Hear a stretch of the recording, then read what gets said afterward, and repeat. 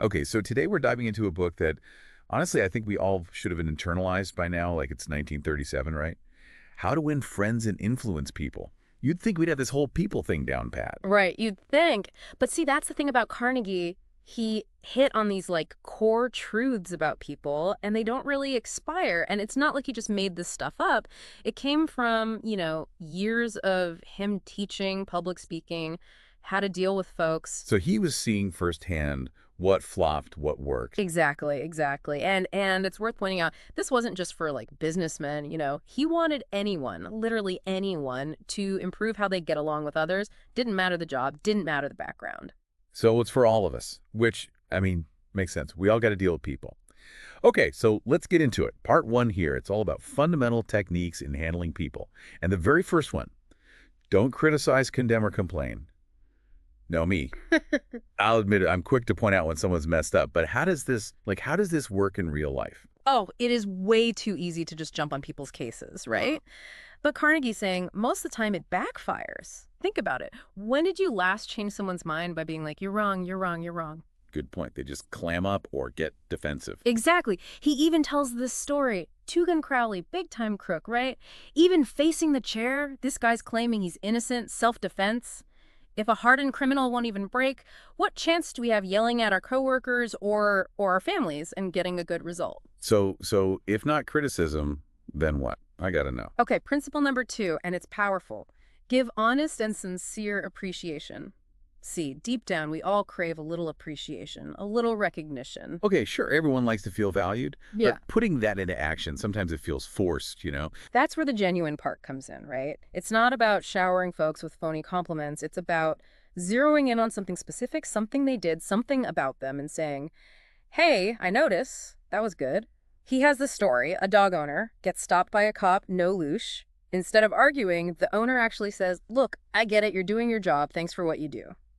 Simple, right? Changes the whole mood. Oh, I bet. A little appreciation to de-escalate. Exactly. Shifting from what's wrong to what's right, from that criticizing to appreciating. Way more enjoyable way to live, right? Absolutely. And it actually sets up Carnegie's third principle, which, this is where it gets really good, arouse in the other person an eager want. Ooh, okay, now we're talking. How do we do that? Make someone want to do something. Carnegie, he believed it was all about tapping into their desires. Not tricking them, but genuinely showing them how they benefit. He tells this story about getting his rent lowered. Wait, did he pull that, come on, I'm a starving artist routine? Nope. Instead of his own needs, he focused on what the landlord wanted.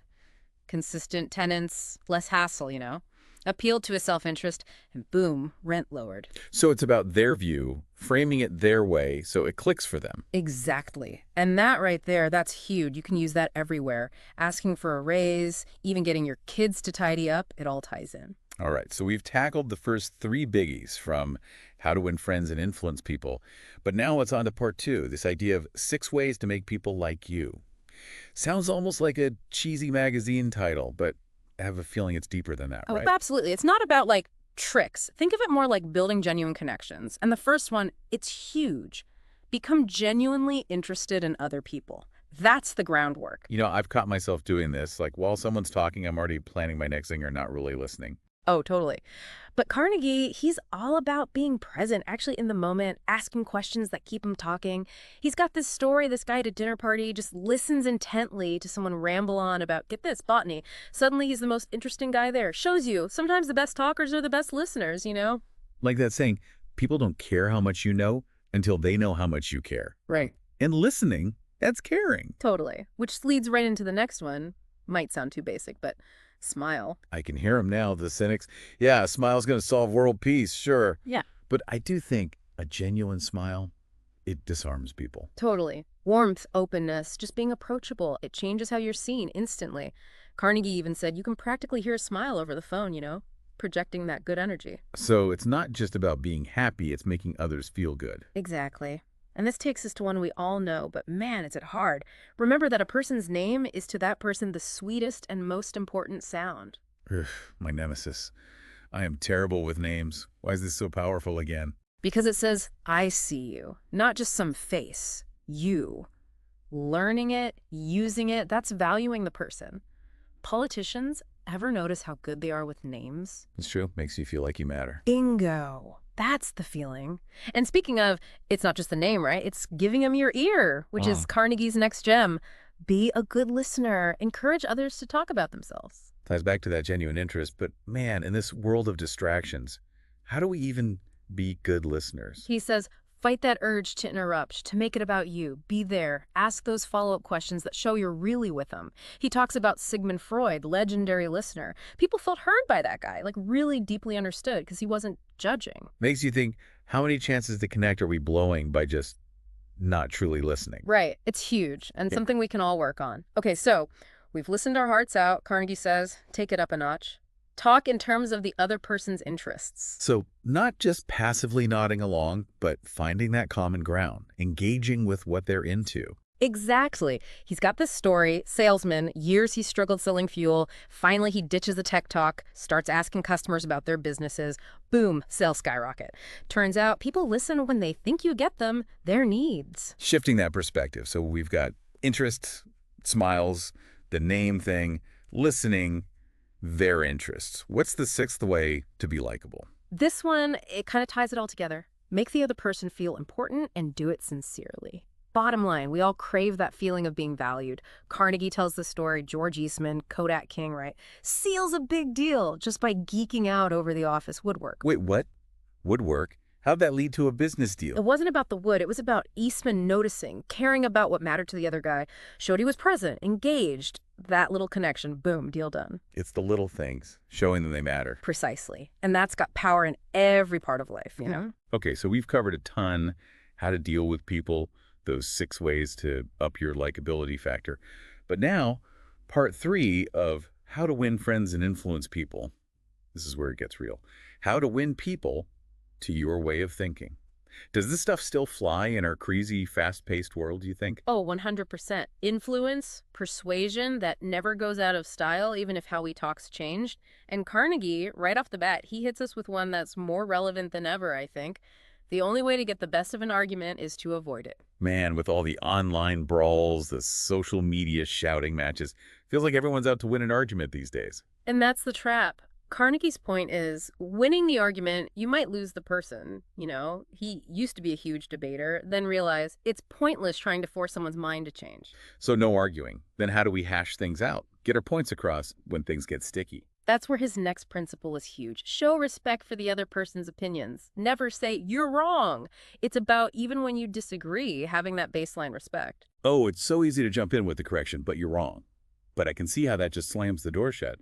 So what do we say instead of, you're wrong? Carnegie, he suggests finding that little nugget of truth in what they're saying, or shifting to where you do agree. He tells this story, tax inspector, super rigid, right? But once Carnegie is like, hey, your job's tough, I respect that, guy softens up, they find common ground. Building a bridge, not a wall, basically, Mm. makes you think, what if we approached all disagreements that way? Maybe we'd learn something instead of just trying to win. Exactly. But, and here's the thing, even when we're trying to be understanding, we're going to mess up. And this principle, it's a game changer. If you were wrong, admit it quickly and emphatically. Oof, that takes guts. Especially, like, at work, admitting you goofed. Tough, yeah. But Carnegie says long term, it disarms people, builds that trust back up. He tells this really moving story. Father, estranged son, years of bad blood. Dad publicly owns up to his mistakes. Boom, they reconcile. The power of owning your stuff, it's huge. We're all human, right? Screwing up is part of it. It's how we deal that matters. 100%. Way easier to move on in a good way when you start from that honesty. Okay, so we've got respect, we're owning our mistakes. Now Carnegie says, set the vibe. Begin in a friendly way. Seems obvious, but under stress, easy to forget. For sure. But that friendly face, that tone, it changes everything. He talks about John D. Rockefeller Jr. broke up an angry mob just by being calm, saying, hey, I hear you, let's talk. Whoa, seriously, a little niceness diffused that. It's about disarming people, making them feel safe enough to open up, you know. Okay. Okay, so we're chummy. Now how to steer the conversation. Carnegie's got a technique. Get the other person saying yes, yes, immediately. This I gotta hear. How's that work? He noticed you start with little agreements, even if it's tiny stuff, it builds momentum. They're primed to say yes to the bigger things later. Common ground, brick by brick. Exactly. Teamwork, not tug of war. Okay, so got him saying yes. What's next? Might sound weird, but let the other person do a great deal of the talking. Oh man, That's tough. I get so excited about my own ideas, I forget to shut up and listen. It's a common trap. But often, letting them spill it all out, that's key. They feel heard, understood, then they're more open to what you have to say. So, to win someone over, sometimes you gotta just be quiet. Sometimes the best ideas come from that space, when you're truly listening. That's true. And it feels more like a two-way street then, not just me pushing my agenda. Exactly, true dialogue. Which leads to this really cool idea. Let the other person feel that the idea is his or hers. Hold on, are we giving away credit for our brilliance here? Not giving away, more like guiding them to discover it. Carnegie saw people own ideas more when they think they came up with them themselves. So less shoving the idea down their throat, more like planting the seed, letting it grow. Perfect analogy. Nurturing, not forcing. Now, speaking of seeing things differently, takes us back to something vital. Try honestly to see things from the other person's point of view. Empathy, right.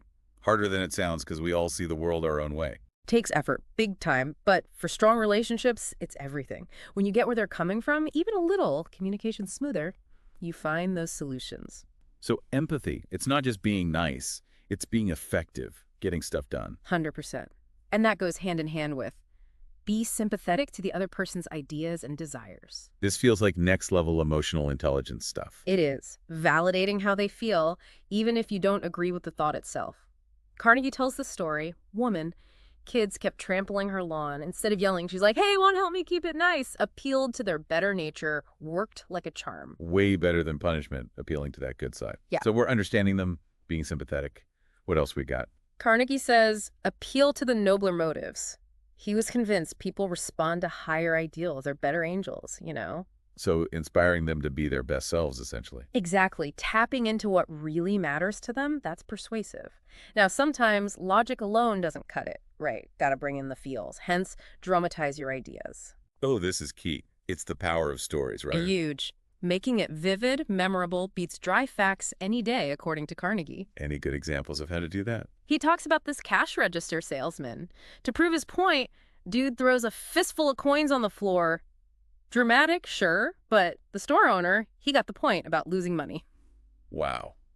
Sometimes got to be bold, break through the noise. Yep. And lastly, to really light that fire, Carnegie says, throw down a challenge. Ooh, I like this one.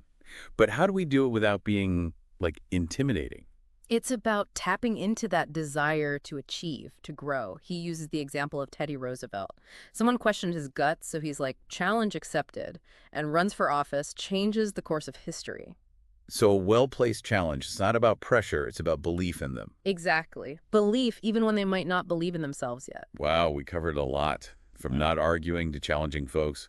Carnegie's stuff on winning people over, it's amazing how relevant it still is. It really is. And it all boils down to those real connections, Respect, appealing to the best in people, that's what lasts. 100%. Not about trickery, it's about those win-win situations where everyone feels good. Exactly. Timeless stuff, really. Well, I'm ready to put it all into practice. How about you? Huge thanks for joining me on this deep dive into how to win friends and influence people. This was fantastic. My pleasure, truly. And to everyone listening, remember, these principles are gold. But how we use them today, with all the texting, the social media, it might take some tweaking. Food for thought as you navigate your own relationships, right? Till next time, keep learning, keep growing, and most importantly, keep connecting with each other.